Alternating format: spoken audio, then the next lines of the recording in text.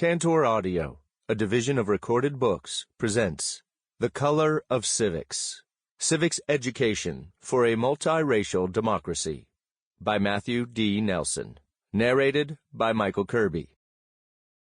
Publisher's Note: in this audio edition, you will hear references to figures and tables present in the print and ebook formats of the book. Introduction: The Democratic Promise of Civic Education. On a warm June afternoon on Chicago's North Side, I move against a current of high school students rushing toward the first evening of their summer vacation. One group of kids argues over whether they should cut south to Diversey in order to stake out a prime spot on the lakefront before their classmates beat them to the punch. Another heckles a group of teachers who are already celebrating the end of the school year on the sidewalk patio of a local dive bar. A group of parents discusses their kids' plans for summer vacation on the expansive lawn of the neighborhood high school, while others question whether the expiration of the district's contract with the Chicago Teachers Union will erupt in a strike in the fall. On another occasion, I wait on the platform of the city's Red Line train in Inglewood, a predominantly black community on Chicago's South Side. I overhear a group of young people talking about how they will be the final class to graduate from their high school, soon due to close. An older woman standing nearby mentions that she also graduated from that school several decades prior, and she will be sad to see it go. After an unprecedented wave of school closures just 6 years prior, the Chicago Board of Education recently voted unanimously to close 4 additional high schools in Inglewood. 3 of those schools had already shuttered their doors. However, parents, teachers, students, and community activists had successfully postponed the closure of the 4th, allowing these students to complete high school in the building where they had spent the past 3 years. These are the sights and sounds of civic life in 2 Chicago neighborhoods. Throughout the city, schools sit at the heart of communities along bustling roadways and popular parks. They often feature ornate architectural details that signal their civic importance and provide communal spaces for teachers, parents, and students to discuss their lives and the well-being of their neighborhoods. During elections, they serve as polling stations, and on one evening each month, as the meeting place for local school councils that approve the school's academic roadmap, its annual budget, and even the contracts of its principals. For others, schools serve as sites of political conflict. The democratic and egalitarian possibilities of public schools have fueled activism to ensure that this promise extends to all students, including those who are racially marginalized. Throughout the United States, schools serve as epicenters for democracy, providing the space for community members and interest groups to organize, make their positions known, and exert political influence. Indeed, perhaps more than any institution, schools embody America's most deeply cherished civic aspirations and its fundamental contradictions. Generations of Americans have looked to educational spaces to develop knowledge, skills, attitudes, and behaviors deemed necessary to sustain the vitality of democracy. Today, over 90% of young people in the United States will pass through the public school system during their childhood, making it one of the most expansive state institutions and the most important site of political socialization outside the home. For many young people, schools represent their first interactions with authority figures beyond their families, including teachers, principals, police officers, and the policy arms of the state. At their best, public schools sustain socioeconomic mobility and our connections to our neighborhoods. At their worst, schools ensure that working-class kids get working-class jobs, contribute to racialized divisions of labor, and reinforce gendered stereotypes regarding academic achievement. Yet, for all their faults. Schools are publicly cherished institutions that communities rally behind and are willing to fight for.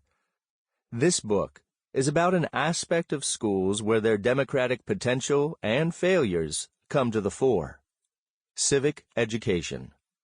While numerous aspects of public schooling shape how young people engage in public life, civic education and history courses explicitly teach students narratives about their society, its traditions, and its government.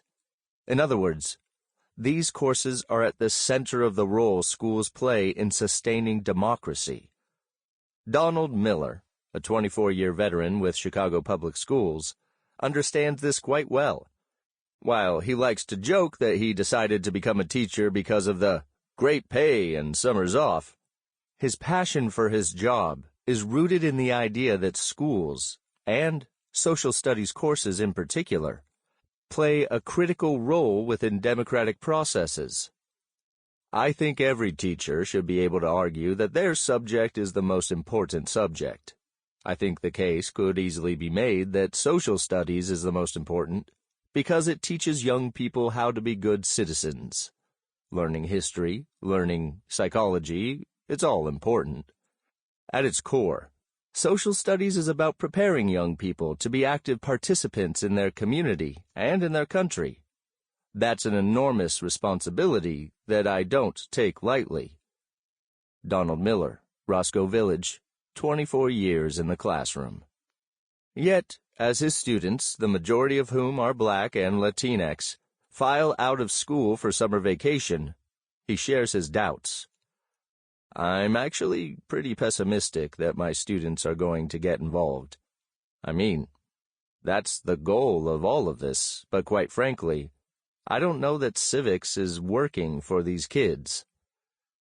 Donald's skepticism is well-founded. Traditional approaches to civic education are not living up to their promise, and could do more to provide empowering civic learning experiences that better prepare young people for full participation in public life. The young people featured throughout this book voiced this frustration. For them, civic education and social studies courses often feel disconnected from their lives and political concerns. While they are undoubtedly interested in politics and know it plays a critical role in shaping their lives, they question whether civic education is effectively equipping them with the skills that allow them to navigate the political world. A group of Black students in North Lawndale, a predominantly Black community on Chicago's west side, discussed this at length. Kiara: we need examples of what is good practice, like for candidates. We need to know what good they have on us as people. We don't learn that in school. Anika: yeah, I just vote for who my grandma votes for. Everyone laughs. Anika: but seriously, civics needs to be, I don't know, more face-to-face. Kiara: empathy. Anika: yeah, empathy. I want to know that candidates care about me, but I also want to feel something when I learn about this stuff. A lot of time, social studies is boring because it's just about memorizing facts. If I don't feel anything, I'm not going to be interested. But if I see why it matters firsthand, then I want to learn more about it. Schools can play a critical role in addressing these concerns. In fact, the students just highlighted attend a school where teachers oversee numerous clubs that aim to address one of the neighborhood's most pressing challenges: gun violence. 2 graduates of this school even spoke at the March of Our Lives protest in Washington, D.C. in March 2018, which spurred a national conversation about gun violence in the United States. Yet, for the students who are not a part of these extracurricular activities, social studies courses have the potential to serve as critical sites of political socialization. At its core, the Color of Civics argues that schools, as well as the civic learning experiences they could deliver, are worth fighting for. Rather than expanding access to traditional civic education courses, I argue that we must take a new approach to teaching young people about democracy in our schools. Specifically, civic learning should include critical categories of knowledge that highlight how marginalized groups have challenged the dominant socio-political system, and should enable young people to explore the deep historical roots of local and national political challenges. To do this, civic learning must be meaningfully embedded in local context and connected to the lives and experiences of the students. I argue that this kind of civic education fosters political empowerment. It not only promotes conventional political participation, but can empower young people to see themselves as agents that use multiple avenues to achieve their political goals. Throughout this book, I demonstrate that civic learning experiences of this kind increase rates of intended participation among young people of color and push white youth to become more politically empathetic. In this introductory chapter, I first address the role of schools in processes of political socialization. While I address multiple educational mechanisms that contribute to this process, I focus on social studies courses specifically, because they have historically aimed to foster the knowledge, attitudes, skills, and behaviors deemed necessary to participate in public life. In the process, however, I argue that outcomes traditionally employed to measure the effectiveness of civic education courses are out of touch with the concerns and lived experiences of young people. Educational policymakers and social scientists gauge political knowledge by asking students to regurgitate facts about great American heroes and political institutions. They measure attitudes that seek to valorize trust in government and a belief in the responsiveness of institutions when many young people may have legitimate reasons not to do so. And they overlook the multidimensional ways in which young people seek to engage in the political process. In response, I present an alternative approach to civic education that emphasizes political empowerment, one's sense of agency and capacity to participate in the political process and advocate for one's own community. Such an approach allows us to move past the idea that young people must be taught a standardized set of knowledges, attitudes, and behaviors in order to effectively participate in politics. By centering political empowerment, civic education courses can become more dynamic spaces where young people are able to explore the historical root of their unique political concerns and community challenges and determine which participatory avenues are best suited for addressing these concerns. Throughout this book, I argue that classrooms that incorporate critical categories of knowledge, those that center the agency and collective action of marginalized groups, and historically grounded conversations about politics, are conducive to fostering political empowerment. I demonstrate that civic education courses of this kind contribute to higher rates of intended participation among young people of color and a stronger sense of political empathy among white youth as well. At a moment defined by concerns over democratic backsliding and debates over the role of critical race theory within America's public schools, The Color of Civics provides a blueprint for those interested in charting a new path for civic learning, one that views a vibrant, multiracial democracy as a desirable outcome.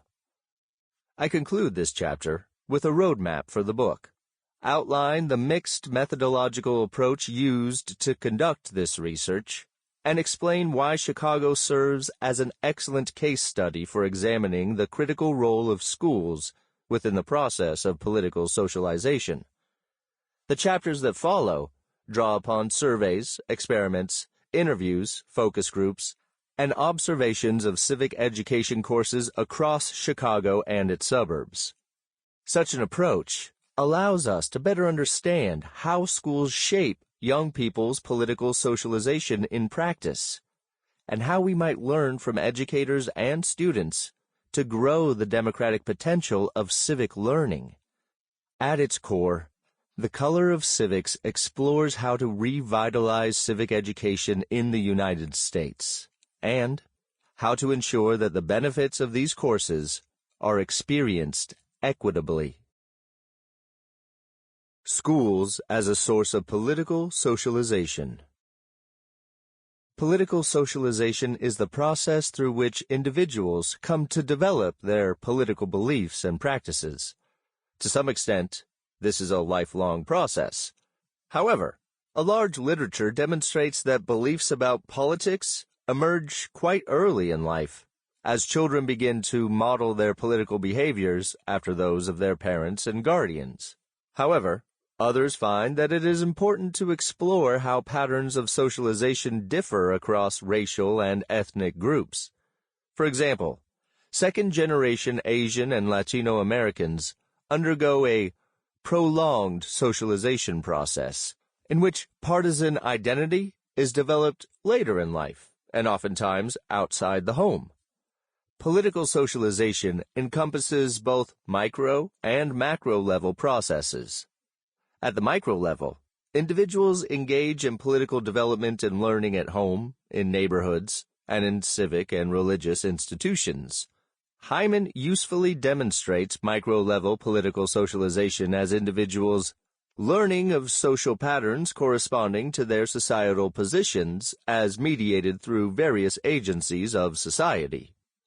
Studies of macro-level political socialization characterize it as a mechanism through which a nation is able to forge a political culture that, in turn, fosters democratic functions and institutions. While examining micro-level sources of political socialization, such as families, neighborhoods, and community organizations, is crucial, such an approach risks overlooking the role of state institutions in shaping political behavior. I argue that examining the development of civic education policy and its subsequent effects on the political behavior of young people allows for both a macro and micro-level account of political socialization. These courses enable institutions to forge a political culture, macro-level, through state-mandated instruction in schools, micro-level. Given that American political institutions have historically underwritten and reproduced social inequalities, the role of such institutions in socialization processes raises major normative concerns regarding whether these institutions are capable of preparing young people from a variety of backgrounds for full participation in public life. High school is understood to play an important role in processes of political socialization. For example, young people enrolled in classes defined by an open classroom environment where they are encouraged to talk about politics and current events express greater political interest and greater intent to vote. Contrastingly, those who attend schools with punitive and authoritarian disciplinary policies tend to be less trusting of government and less likely to vote during adulthood. Moreover, Black and Latinx youth are more likely to be exposed to policies of this kind and are more likely to weather their deleterious effects. However, less is known about how the precise content of social studies courses contributes to democratic outcomes, especially along the lines of race and ethnicity. This is an important point for consideration, given the role of local, state, and federal agencies in regulating what is taught in schools. Surprisingly, some of the most widely cited civic education research concludes that course content has little or no effect on political socialization. This would suggest that the long-standing policy debates about social studies content, discussed in detail in Chapter 2, are less consequential than we might expect. Indeed, Langton and Jennings famously conclude that civic education curriculum is not even a minor source of political socialization. However, they oddly ignore their own finding that these courses matter considerably for Black students, especially those from families with lower rates of educational attainment. Similarly, Campbell suggests that there seems to be little empirical traction to the study of formal curriculum. Yet, results from several recent curriculum experiments have seriously challenged these conclusions. In one study, students exposed to the first-time voter program, which teaches young people how to register to vote, how to use voting machines, and how to cast a ballot, were significantly more likely to vote than students not assigned to the program. Similarly, students enrolled via a random lottery to the Democratic Prep charter schools, where students participate in get-out-the-vote initiatives and complete a Change the World project that addresses a real community challenge, were significantly more likely to vote upon reaching voting age than students who did not gain access to these schools. These studies offer some confirmation for an intuitive relationship. How young people are taught to think about politics in school shapes their knowledge and intent to participate later in life. However, questions remain about whether the benefits of these interventions are experienced equally, and whether the desired outcomes of civic education should be limited to traditional avenues, such as voting and community volunteerism. To understand why teachers and students continue to express skepticism about the efficacy of civic learning, it is necessary to view the desired outcomes of these courses through a more critical lens. The democratic shortcomings of traditional civics courses. Civic education advocates argue that social studies courses allow young people to develop the knowledge, attitudes, skills, and behaviors deemed necessary to fully participate in public life. This work draws heavily from the civic voluntarism model that suggests access to important resources, including education, is a critical factor in whether individuals participate in politics. Schools can develop the knowledge that will allow young people to make informed decisions at the ballot box once they reach voting age, as well as the literacy and public speaking skills that will allow them to make their positions known in messages to elected officials and statements to their local city council. For this reason, social scientists, educational organizations, and school districts, including Chicago Public Schools, oftentimes gauge the success of these courses by employing key measures utilized by the civic voluntarism model, including political knowledge, political efficacy, and intent to vote. This approach takes the importance of these metrics as a given, rather than assessing whether they adequately capture the complex political realities experienced by young people. Since educators are trained to backward plan, designing lessons and activities that aim to achieve specific goals, it is important to critically assess the omissions and biases of these traditional metrics. Political knowledge. Political knowledge refers to the range of factual information about politics that is stored in long-term memory, and is typically measured using a battery of questions that address knowledge about civics, political figures, and political parties. However, measures across each of these domains focus overwhelmingly on national institutional politics.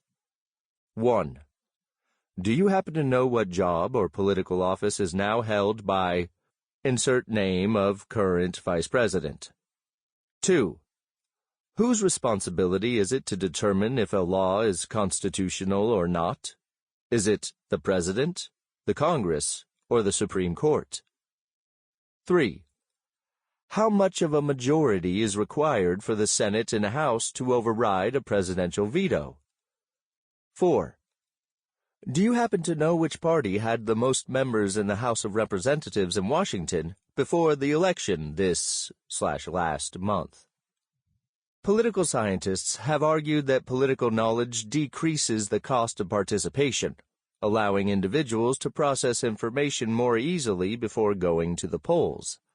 For this reason, political knowledge measures are frequently invoked to assess the civic competencies of young people and the effectiveness of civic education courses as well. The National Assessment of Educational Progress utilizes similar questions to measure political knowledge among 4th, 8th, and 12th graders.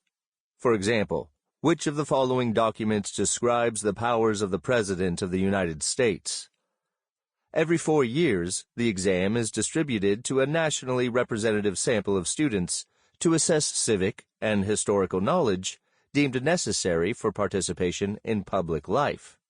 Figure 1.1, as shown in the print and ebook formats of this book, plots average NAEP civics and historical knowledge scores for 8th graders from 1996 to 2018, disaggregated by race and ethnicity. These data consistently show that white and Asian youth process significantly more political knowledge than their Black and Latinx peers. P is less than 0.05. Given the strong correlation between political knowledge and political participation, these trends are frequently invoked to sound alarm bells for those working at the intersection of equity and civic education. However, before drawing any strong normative conclusions about these data, it is important to critically assess whether recalling commonly assessed facts about history and government is a necessary precursor to participating in politics. Numerous studies convincingly problematize the categories of knowledge frequently assessed on exams, such as the NAEP. Lupia argues that social scientists and policymakers oftentimes aim to address gaps in political knowledge by simply feeding people more information about politics. However, the same policymakers oftentimes fail to recognize what information is actually relevant to individuals and how they ultimately acquire this information. Cohen et al. Take a similar position, rightfully pointing out the majorities of young people across racial and ethnic groups are able to access political information immediately using their cell phones.